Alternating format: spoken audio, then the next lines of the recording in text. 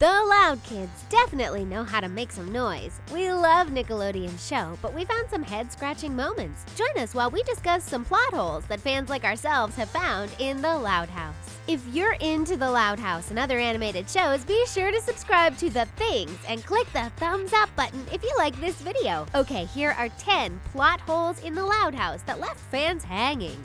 Butterfly effect. One fan on Reddit was confused by the explosion in the Loud House episode, The Butterfly Effect. Spoiler alert, you may want to check out the episode before watching this video. All caught up? Okay, here we go. Jazz114 had a lot to say about the explosion in this episode. The fan said it seemed that the entire chain reaction started from an explosion in Lisa's room, which blasted into Lori's room, but the stairs between the two rooms are missing. This fan thinks maybe the explosion was strong enough to blast through the stairs and the animators were just too lazy to add them in. Another Redditor who goes by the name Pac-Man Taco disagreed with Jazz114. This fan even went so far as to find a blueprint of the house. They explained, saying the blueprint shows that Lori's closet connects to Lisa's room because it exists on an overhang over the stairs. As a result, they believe that the hole between their rooms is perfectly within reason. Nice find, Pac-Man Taco. So what do you guys think? Is the hole in the wall in their rooms a symbol of a huge plot hole? Or do the blueprints prove that Lori's and Lisa's rooms are connected?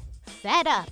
The Loud House truly has some diligent fans, and they don't mind pointing out every detail in each episode. What proof? We found some plot holes that were pointed out by Victor the Great and other contributors on wikia.com about the episode titled Fed Up. They came up with a couple of plot holes you might find interesting. In the beginning of the episode, on the outside of the house, it's nighttime. Then on the inside of the house, when everyone is running down the stairs, it's daytime through the window. Whoops! Considering the animators had to draw 11 characters running down the stairs, we suppose we can forgive this oversight. Everybody's heads were on straight and no one came down the stairs naked, so good job, Nickelodeon. There's a second plot hole these loyal fans on Wikia noticed. At one point, Rita says the family food budget for the week is shot, but then at the end of the episode, Lynn Sr. says he is going to the store to get some new Lynn ingredients. So our question is, what did he have to do to come up with the money for those Lynn ingredients? A jewel heist? Moonlighting as a mime? Bitcoin? We're curious.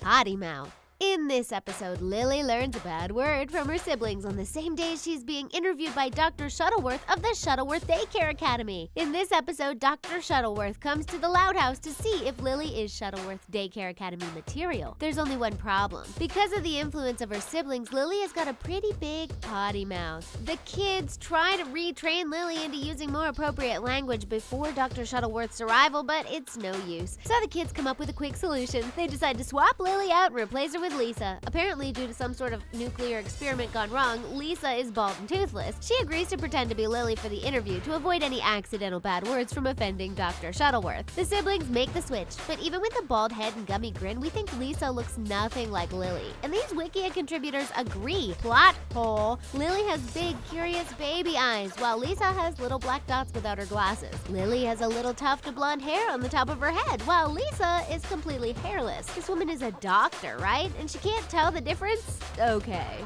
11 Louds a-leapin'.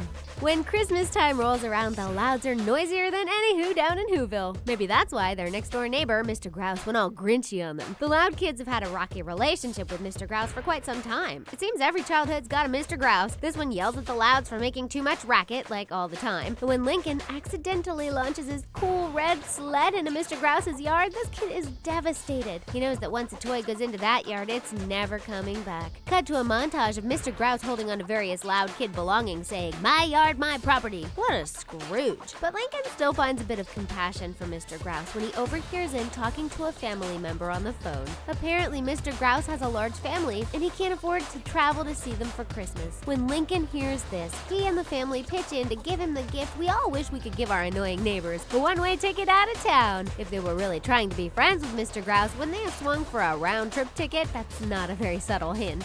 April Fool's rules. According to this episode, April Fool's Day is a pretty huge deal at the Loud House. You know, the same way Armageddon is a big deal. Actually, we're pretty sure Armageddon doesn't even come close to the Wrath of Luann on the first day of April. Kids and parents alike are wrapping themselves in bubble wrap and hiding in bunkers to escape the litany of pranks launched by this young psychopath. They all try to stop the mayhem before it has a chance to begin by locking Luann inside a crate on April Fool's Eve. They all celebrate by laughing heartily at a few clever crate puns before going to sleep peacefully, trusting wishing that all the prank plans have been foiled. But when they wake up in the morning, they discover that Luann has chewed herself free from the metal crate? Say what?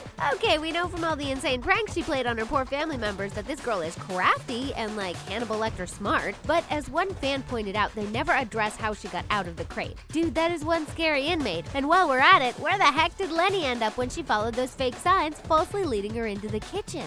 Making the grade. In this episode, Lisa decides kindergarten isn't challenging enough for her, so she skips ahead to 5th grade, where she sits next to Lincoln and ruins his social life with her pro-school anti-fun agenda. When Lincoln convinces Lisa to be more average, Lisa invents a collar that sprays her in the face if she says anything intelligent. All of that is pretty believable for a cartoon. The plot hole we found is the way all other adults rely on Lisa for basic things they could do for themselves. For example, after Lisa's transition to average status, the whole family spits their food out in unison, completely disgusted by dinner. The reason? Because Lisa usually helps Lynn Sr. out with metric conversions for the recipe. Ever hear of Google, Dad? Then their Pop gets stuck waiting at the train station because Lisa is the only one who can figure out the complex algebra story problem in order to figure out his arrival time for Rita. Really, Mom? It never occurred to you to check the arrival times? And then there's the kindergarten teacher who needs Lisa to cure the whole class of strep throat. Okay, seriously, why are all those kids at school with strep throat relying on a fellow kindergartner to cure them? Has no one heard of antibiotics on this show?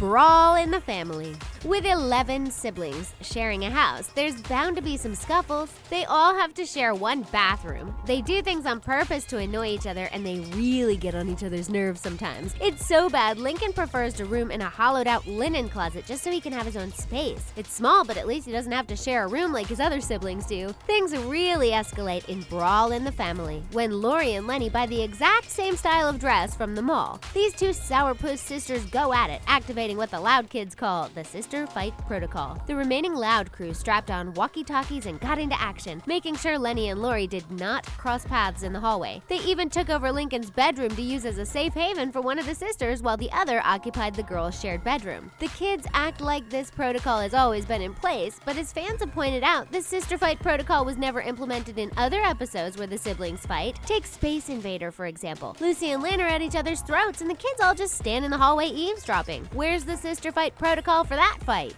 Pets peeved. This episode centers around the Loud family's pets. The animals are happy playing with the Loud kids and everything seems to be just dandy until a new dog shows up. Lana finds a stray at the park who looks like a little fluffy white ball. He's so round and furry. They all have a hard time distinguishing his face from his butt. Nevertheless, they all fall in love with the new furry stranger and subsequently ignore their other pets. The disgruntled pets devise a plan to get the mutt kicked out of the house so they can go back to getting all the attention. Their first plan is to break the Loud parents' vase, which the folks received as a wedding present. Their plan is to blame it on the new fur ball. The vase shatters on the floor, but their mother couldn't be happier. She says she has been wanting an excuse to get rid of the vase. Rita even feeds the dog a treat. Not that end, Rita. But here's the mistake fans found. In a later scene, the vase is perfectly intact and back on the table. So if Rita hated it so much, why was it glued back together? Or did the animators just forget that the vase was already destroyed? Whoops!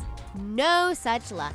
In this episode, Lincoln is tired of going to all of his sister's activities. I mean, think about it, he has 10 sisters, so his calendar is totally packed with rodeos, pageants, open mic nights, and other various obligations. It's natural that this little dude would want some time to himself, so he convinces his family that he is bad luck, so they will leave him alone for a while. And they do. They really leave him alone. It starts with Lincoln being uninvited to all family activities and outings. Then eventually, they make Lincoln sleep outside, so his bad luck won't spread to the rest of the family. Not cool, guys. But as one fan pointed out, this totally contradicts with another episode. In Ties That Bind, the parents said they would never get rid of any of the kids, and they certainly wouldn't make any of them sleep in a pile of leaves like Lincoln did. No such luck. His family banishes him so hard, he actually starts to believe he really is bad luck. Super harsh, fam. After Lynn hits a home run and her team wins the ball game, Lincoln is finally able to convince the family that he is good luck, and they totally agree, with one caveat. He's gotta wear the squirrel suit everywhere.